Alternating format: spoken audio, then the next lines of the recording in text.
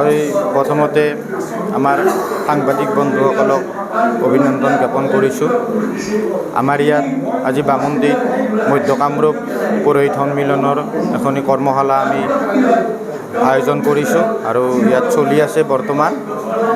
আমাৰ কৰ্মশালাৰ মুখ্য উদ্দেশ্য হ'ল যে আমি ব্ৰাহ্মণবিলাক সদায় শুদ্ধ হ'ব লাগে, নীতি নিয়ম মানি চলিব লাগে আৰু যিখিনি নজনা কথা সেই কথাখিনি আমি ইয়াত আচাৰ্য হিচাপে নিমন্ত্ৰণ কৰি আনিছোঁ আমাৰ বিজ্ঞসকলক, আৰু সেই বিজ্ঞসকলৰ দ্বাৰাই আমাৰ পুৰোহিত সমাজে গোটেইখিনি কথা, যিখিনি কথা নজনা কথা আছে সৰু সুৰা যিবিলাক গোটেইবিলাক কথা, শ্ৰাদ্ধ হওক, পূজা হওক বা গোটেইবিলাক কথাৰে নিয়ম নীতিৰ ফালৰ পৰা গোটেইখিনি কথা আমাৰ ইয়াত উপস্থাপন কৰিব পাৰিব, সুধিব পাৰিব, জানিব পাৰিব।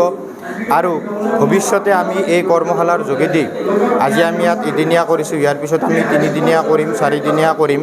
গতিকে এই গোটেইখিনি কৰ্মৰ ফালৰ পৰা আমাৰ ব্ৰাহ্মণসকল যাতে উপকৃত হ'ব পাৰে সেইটোৱে আমাৰ মুখ্য উদ্দেশ্য। আৰু আমি যিবিলাক ব্ৰাহ্মণৰ বিশেষ সুবিধা অসুবিধা এইবিলাক যাতে আমি এই কৰ্মশালাৰ যোগেদি বা যিকোনো অসুখ বিসুখ হওক যিকোনো সমস্যাই সমাধান কৰিব পাৰোঁ, সেইকাৰণে আমি এই কমিটিখন নতুনকৈ হাজো মাধৱ মন্দিৰত আমি অসমীয়া মাহৰ চ'তৰ মাহত আৰম্ভণি কৰিছিলোঁ আৰু আমাৰ ইয়াত এইখন দ্বিতীয় সভা। এই সভাখনত আমি যথেষ্ট সংখ্যক মানুহৰ উপস্থিতি, পুৰোহিত বিজ্ঞসকলৰ উপস্থিতি, প্ৰায় শতাধিক পুৰোহিত উপস্থিত হৈছে।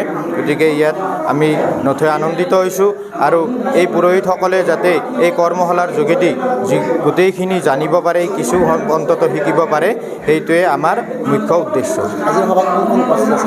আজিৰ সভাত আমাৰ মাধৱ মন্দিৰৰ দলৈ শিৱপ্ৰসাদ শৰ্মাদেৱ, আমাৰ মধ্য কামৰূপ পুৰোহিত সন্মিলনৰ সদস্য কণিয়া নিবাসী শ্ৰীযুত সুৰেশ ভট্ট ছাৰ, মধ্য কামৰূপ পুৰোহিত সন্মিলনৰ উপদেষ্টা মাননীয় ডক্টৰ নীতিশ কুমাৰ শাস্ত্ৰীদেৱ, মধ্য কামৰূপ পুৰোহিত সন্মিলনৰ উপদেষ্টা আৰু কামৰূপ ব্ৰাহ্মণ সমাজৰ সভাপতি, আৰু আমাৰ শ্ৰী অজিত নলবাৰী নিবাসী শ্ৰী অজিত শাস্ত্ৰীদেৱ, তেখেত আমাৰ শুভাকাংক্ষী। এই গোটেইখিনি মানুহ আমি নিমন্ত্ৰণ কৰিছোঁ আৰু এই মানুহখিনিৰ দ্বাৰা আমি যিকোনো কথা তেখেতসকলে পুৰোহিতসকলৰ সুবিধা হোৱাকৈ যিখিনি প্ৰাৰম্ভিকৰ পৰা আদিলৈকে গোটেইখিনি কথা এই পুৰোহিত সমাজক উপস্থাপন কৰিছে বক্তব্যৰ দ্বাৰা।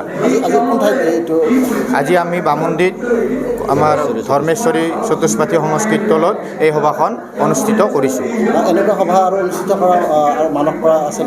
আমি ভৱিষ্যতে এনেকুৱা সভা আমি আজি এদিনীয়া কৰিছোঁ আৰু ভৱিষ্যতে আমি 3দিনীয়া বা 4দিনীয়া সুবিধা অনুযায়ী কৰাৰ আমাৰ মানস আছে।